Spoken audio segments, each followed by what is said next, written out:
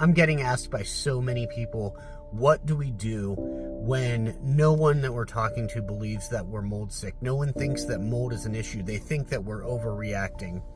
And it's a really tough situation to be in because most of the time those people are close to you, whether it's an immediate family member who's in the house and not feeling the same thing that you are, or a family member outside the home. It can even extend to when you have somebody come into your house to try to help you, a contractor, or even some indoor environmental professionals. The tough part about this is I can't tell you to keep your emotions out of it. I can't tell you to be reasonable with them. It's really a situation where you need to speak from your heart, but using only facts. What do I mean with only facts? Well, the best thing that you can do is say, hey, the science is changing. I know that the way that most people were brought up, that mold is just kind of the thing that's there and there's nothing you can do about it, and it really doesn't affect you except maybe make you sneeze. But that has changed. If you go to the National Institute of Environmental Health and Safety's website, you can actually see the results and the symptoms of mold. It talks about cancer. It talks about psychological issues, among the other things like ongoing sinusitis and things like that. So that is a factual way that you can show them that, hey, this is the new science that's out. It's actually showing you that there are symptoms other than just a cold, right?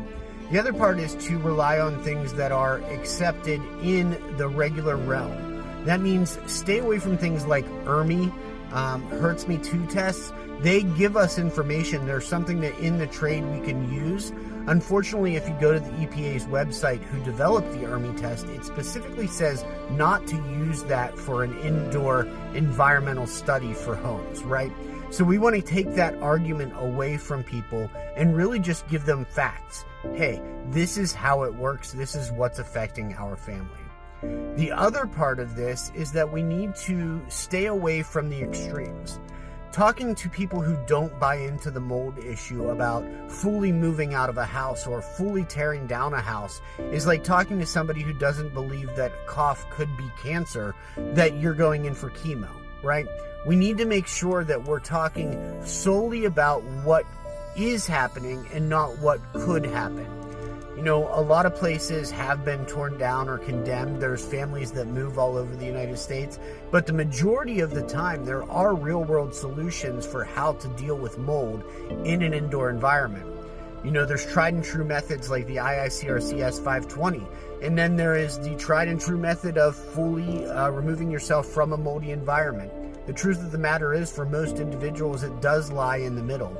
In the end, what we're really looking to do is heal families, give real-world solutions, and to get a good team of people on your side.